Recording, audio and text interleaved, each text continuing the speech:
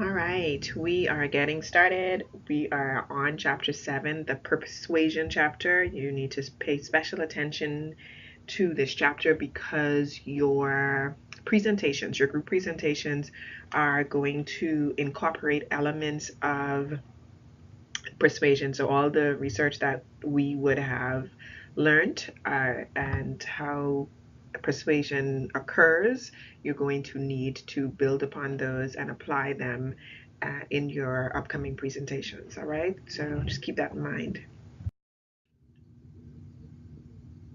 All right.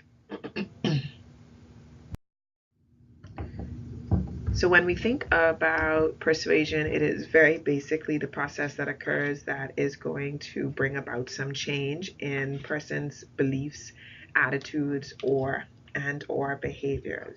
So very simple. It is really just how our attitudes are shaped and the persuasive messages, whether it is media, explicitly or implicitly, or directly by somebody whose goal is to change the way that you think, perceive, view, feel, or the beliefs, the general beliefs that you have about a particular situation.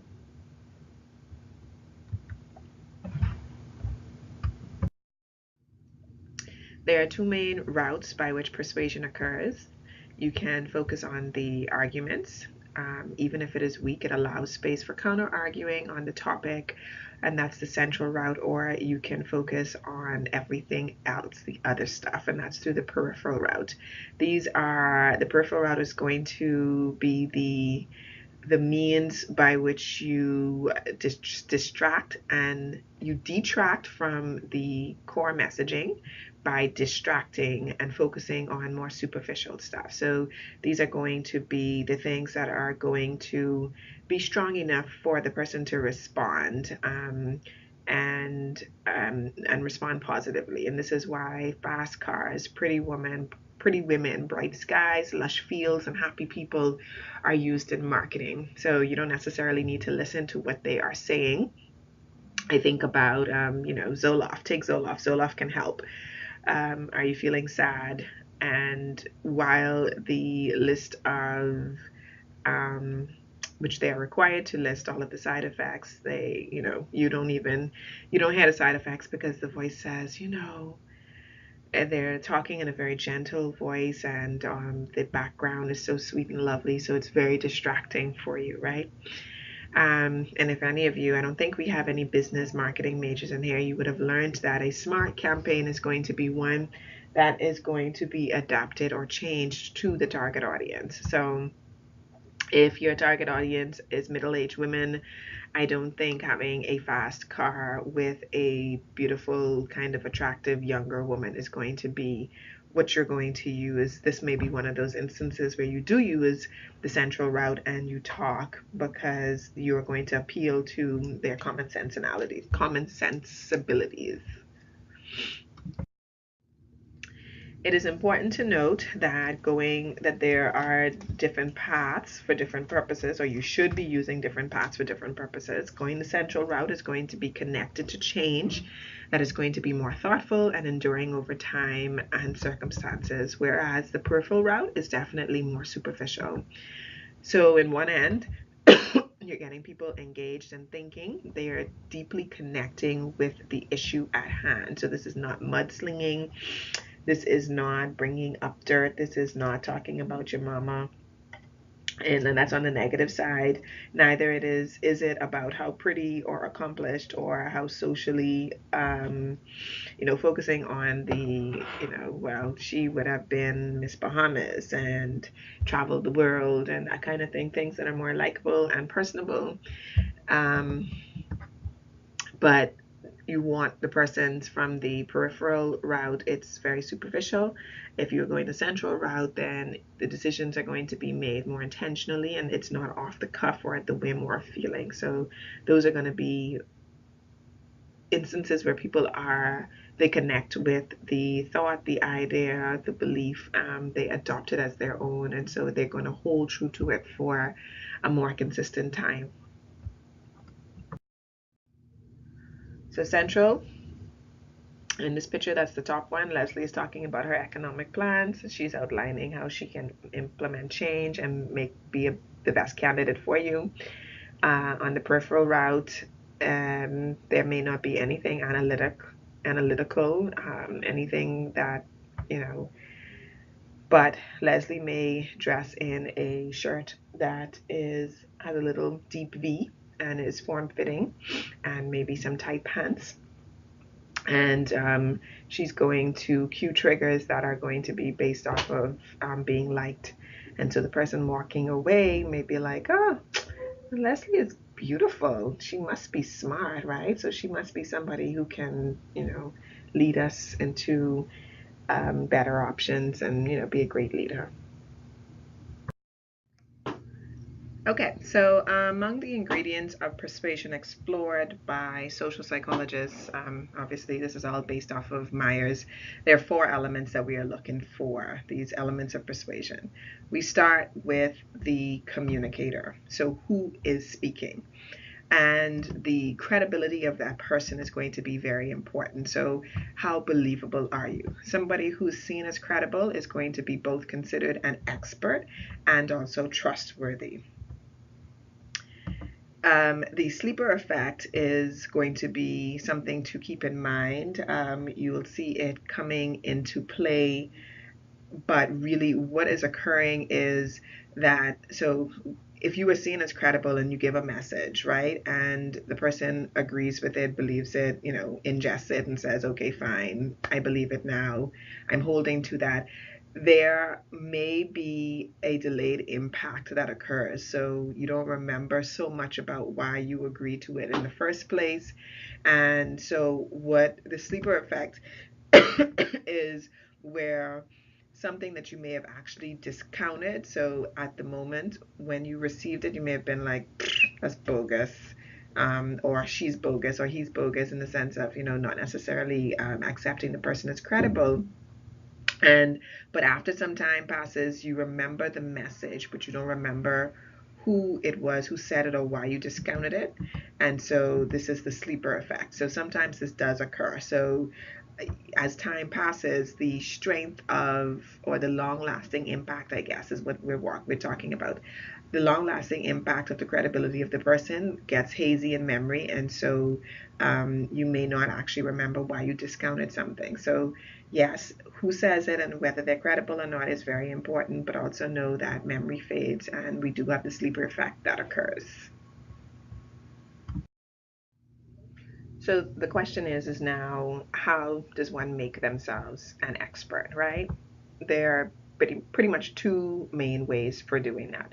Either you are presented like you have knowledge, so it's the difference between choosing Dr. Jones to speak if it is an ad and you want to convince somebody about something, or my sister, who, for all intents and purposes, we share similar, as it relates to, average beauty, kind of speak the same well as it relates to not having a strong dialect, those kinds of things. But one would be somebody who introduces themselves as a doctor, and the other would just be Joe Blow. So that's one way, and the other way is just speaking confidently. And I personally experienced this. I don't know how many of you listen to talk radio, but boy, some of those persons who call in just because their voice is their eloquent speech and they don't speak as if they are uncertain, definitely get further and are able to convince, even sometimes at me thinking like, really? Just because they sound smart. So there's perceived expertise, and then there's perceived trustworthiness. So the way that you can boost trustworthiness, your credibility, is by making good eye contact, which is different from staring somebody down. But at the same time, eyes that are averted makes you seem shifty, questionable. And also you do not want to make it seem as if you are trying to convince or persuade somebody about something.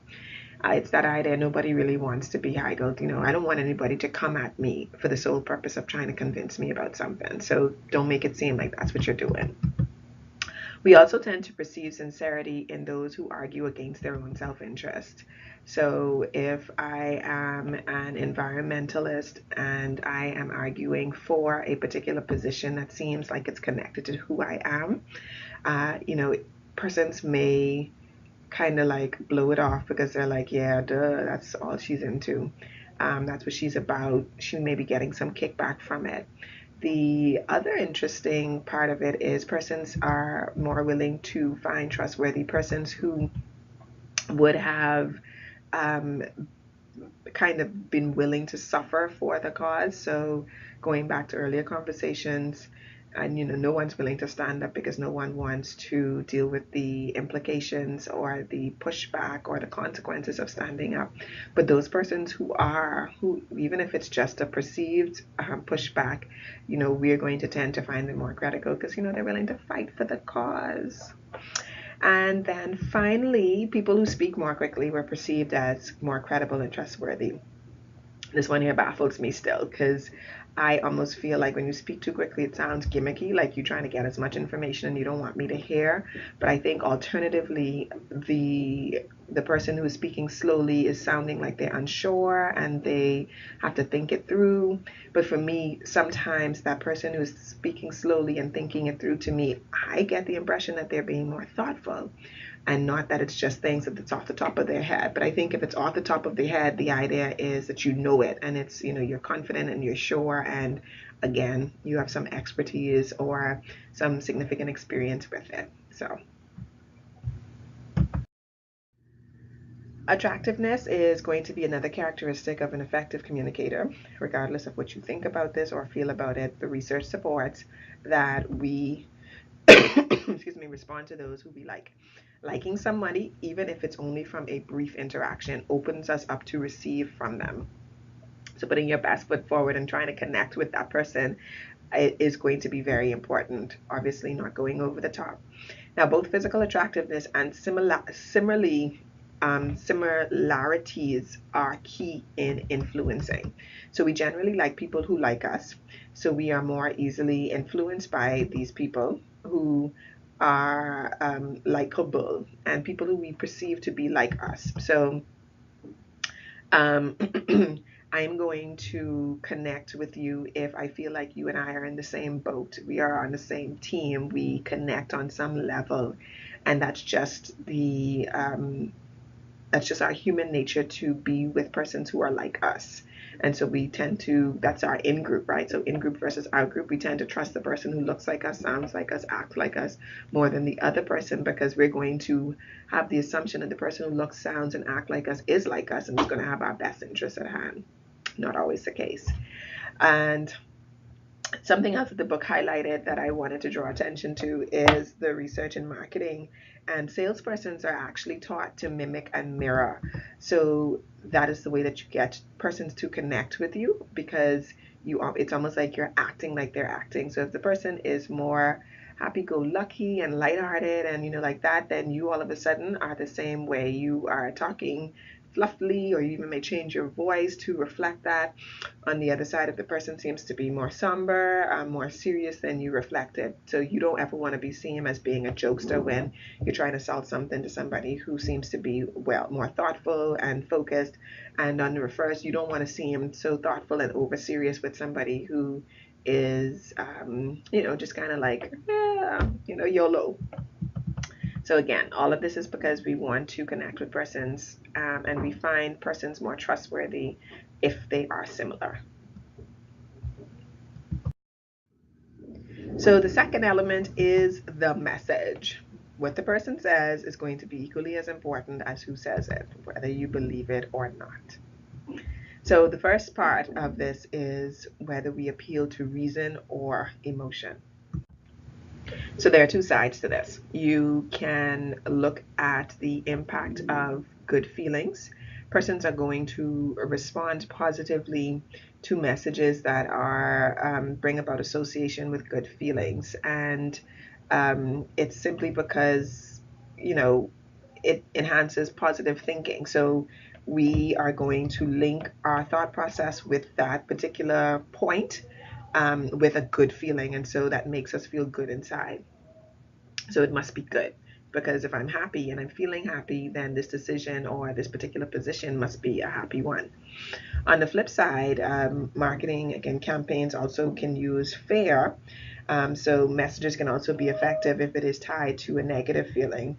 And if we want to persuade people to cut down on behaviors, activities that we would deem bad for us, then we show images that are going to arouse fear. You guys are way too young for this, but when I was in primary school in the early 90s, this was with the, I don't know if it's the rise or really the introduction to the late in the 80s. HIV became a thing. It moved from just being a gay man's thing to realizing that it was affecting more than that by the 90s. And that was plunk. Well, actually, I lied. I was going into high school then. That's where I would have seen it. So in the 90s, we would have gone to these, I will never forget going to Ebenezer Hall, and it was Nurse Bain, and the presentation that was done, it was just these horrific pictures of people's vagina and penises and all these other parts of their body, their mouth, and all of these sores about STDs, well, which would have been called STDs then, and how people look, and how you need to practice safe sex so you don't blah blah blah. And it was just like, oh god, no, I'm not having sex if that's going to be what happens. So fair, negative feelings. And so it's like, don't have sex, or use a condom every time, else this is going to happen to you. Same thing happened in the 80s with the brain on drugs. They used to crack an egg, this is your brain. Then they fried an egg, this is your brain on drugs. Similarly, so there was a drug campaign, there was a sex campaign, all in the 80s and 90s that I remember clearly. I don't know that we do them so much anymore, but yes, all of those are things playing on the fears, the emotions of persons. Now, discrepancy. This is So discrepancy. Oh, wait. Sorry. Going back to arousing fear. What I forgot to mention is the impact of using fear is only going to be significant. So it's going to actually work if the person not only feels the fear at the images or excuse me, the position that is given, and also feel like they can control the outcome so that they can do change. So nothing's gonna happen if it's like, if you scare me, but then my thought is, well, I can't do nothing to change it and everybody could die some way anyway. So there has to be some sense of self-efficacy, some sense of control that the person feels that they can affect change. If they can't affect change, then the threatened event just kind of, goes to the side, and it's like, well, either you'll go to the it won't happen to me position, which is likely, or the I can't do anything about it, so too bad, too sad. Okay, now, so discrepancy is where you are positioning yourself, the communicator's positioning themselves as in a combative way. So it is almost like, let me challenge you strongly, but the idea of this getting in somebody's face, and I don't mean physically getting in their face, but like coming direct and kind of contradicting some actions or activities, this is going to only be effective based on the communicator's credibility. So it is better if you don't have a strong perceived expertise, if you just kind of gently nudge somebody, as compared to full out kind of being like, bam, no, this is what you're doing is wrong, this is what you need to do. You can do that if you have strong credibility by the person who's receiving it, if they deem you. So again, I may have some strength in doing that. By now, we're in the middle of semester. I may seem to have some kind of credibility with you, whether you would have maybe had me in a previous semester or just even from the engagement thus far. And so I can say to y'all, stop it, don't do that. This is the way how you do it. And even though it kind of makes you feel funny, bad, because it's in your face, you may accept it from me because it's like, well, she has this experience as this. She is my professor. She also has, some degrees and experience, as compared to maybe if your parent was to do it, or particularly if one of your colleagues was to come up in your face and it's like, well, who do you think you are coming at me like that? So this discrepancy, this making this person feel like, you know, what they're doing is wrong, it's only going to work if it comes from somebody who is deemed to be credible. So keep that in mind. If you have a relationship with the person and they like you, but that's it, it's not, more of a expert, you're not seen as an expert, then you challenging them on something as a way to convince them to change is going to be less effective. Go the next route. So the other question as it relates to the message is whether you stick with just your opinion or you acknowledge and address the opposing side. In a nutshell, what you want to walk away with this is that it's going to be dependent. So the answer to whether or not you present your one side or you present your side and somebody else's or the opposing side is going to really be dependent on other factors. According to Myers, you are going to want to present a two-sided opinion, excuse me, a two-sided presentation. This is going to be more persuasive and more enduring if people are going to interact with the other side anyway. So let's say we're talking about conch farming and why it is harmful to the environment, and that's your side. If there's going to be somebody who is going to talk about the benefits of conch farming, whether that is direct presentation or people are going to interact with it in some capacity, then you, in order to make yourself more persuasive, want to present both sides when you have the opportunity. So if there's going to be any exposure to the other side, you be the person who also combats it or addresses it in your appeal. All right. So I want you to just listen to these words and try to remember them. Omni, Parker, world, virus, gold, Russell, historical, watch, rumor, store, train, post.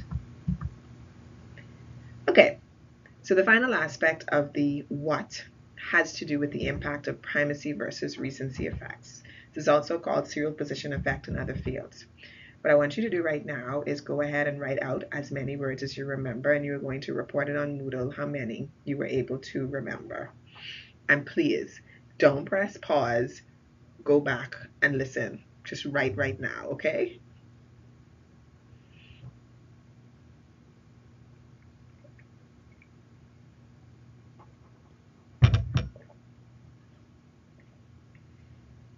All right.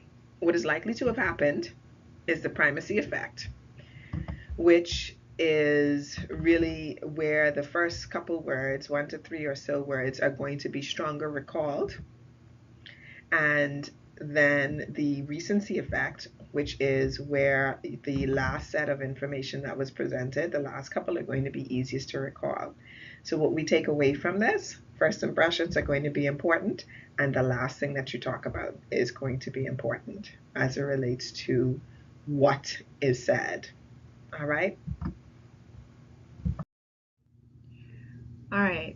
Figure 7.6. When two persuasive messages are back to back and the audience then responds at some later time, the first message has the advantage for the primacy effect. But then when two messages are separated in time and the audience responds soon after the second message has the recency effect.